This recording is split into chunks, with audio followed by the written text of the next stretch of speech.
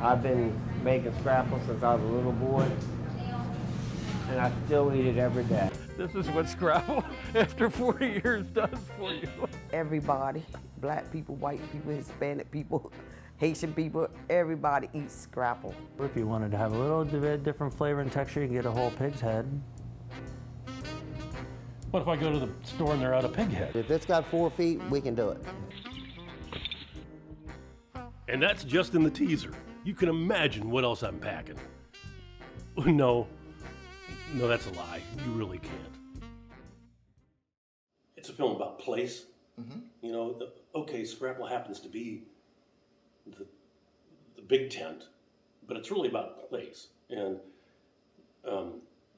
it's so, in the case of Scrapple, it's so poorly known nationwide that the audience only is the Mid-Atlantic. Although I'm finding out that that's not quite the case because there are these outposts of expats who have moved to Florida, and then I'll get a lot of notes in to say, oh, we have it here in Ohio or something like that, or we might call it something else.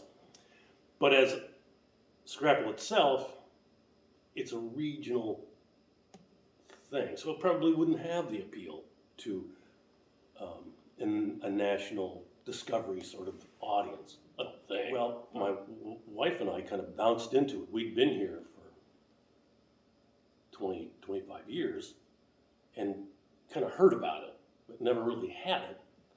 And my first run up to it was not prepared that well, and I know there's no reason to chase this down.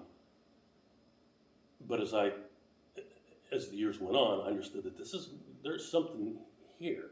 Mm-hmm. And it's just, I thought potentially there could be a lot of laughs because it's, you know, there's got to be something beyond the meat here. So that was kind of the reason to track it, was to see what is hiding in that gray block. Not many wanted to talk to me about it. It was, really? Yeah, on the production side, almost nobody. It was hard to get people to go along with it. I don't know really why, especially if you're a producer. Why would you not want, it's one big fat promo, why would you not want to climb on? I guess, I don't know, I'm not going to guess. I don't know. I just didn't want to bother, I guess. The Hughes plant in Delmar, small little cinder block family operation. Mm-hmm. The lady that was chatting with me said, well, you know, Kurt, it's never better than when it comes right out of the vat like that. Oh, really?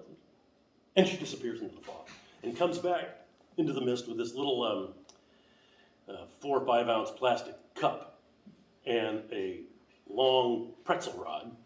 So this was my cutlery, I soon learned. It's never better than when it comes right out of the vat like that. Oh, wow.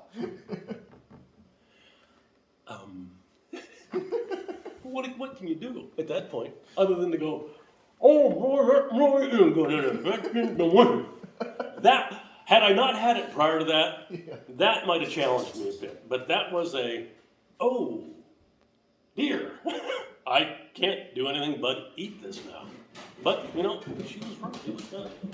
It kind of wasn't. The reception is good.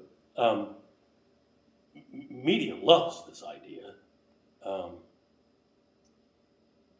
There's always continually room for growth. Mm-hmm. It's a matter of getting the word out. You know, if I'm not going broadcast and if I'm not doing the route that's been plowed, mm-hmm.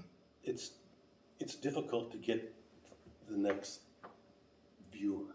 Right. And folks will say that, geez, I wish there was something that wasn't, you know, from Netflix or one of the big providers. I wish there was something else that really kind of talks to me. I wish there was something like that. Well, we'll see if people come to the table. Right. You know, it's a matter of getting the word out. Does it ripple out as rapidly as I thought it would? No, it hasn't. To my surprise, I thought that, oh man, Scrapple. There are a lot of Scrapple crazies out there. Mm-hmm. I think they just soon eat Scrapple and not see it. What I'd really like to do with this is turn this into kind of its own festival. So this is a great standalone film. Well, it's not so bad, but I think it's a better part to a piece. So let's say that some town up and down the coast, Wilmington, Easton, Cambridge, someplace. Let's say they had a venue where a film could be screened. It doesn't have to be a theater. I screened at the Philadelphia Free Library, for instance. Screen the film. Okay, geez, that was fun and that was a ball and wasn't that a great time?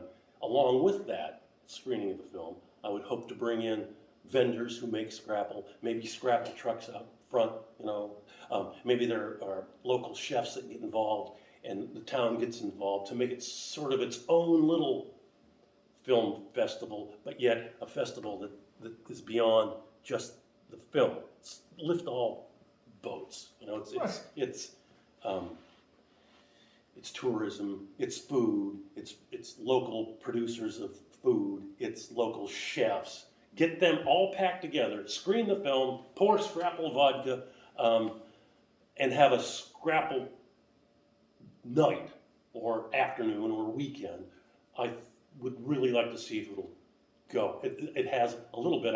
It's going to screen in Gettysburg next at a big brew pub sort of thing, and a chef's going to come in and they're going to make.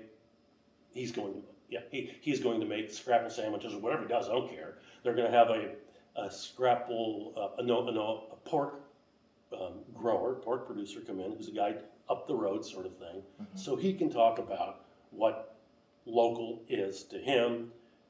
Watch the film. He's out front in the lobby. Maybe he's got a cooler. Maybe he's handing out cars. The chef says, "Oh, you got to come down to our restaurant." The town gains something out of that. It's a recognition of this thing and who, I hate to even say it this way, this thing and who we are. And we, being the Mid-Atlantic region, can wrap our arms around that. You can still root for the Ravens and you can still root for the Eagles, but Scrapple, we're united on that because there are a lot of wonderful people in small town and rural, well, it's Mid-Atlantic, people that just don't get it.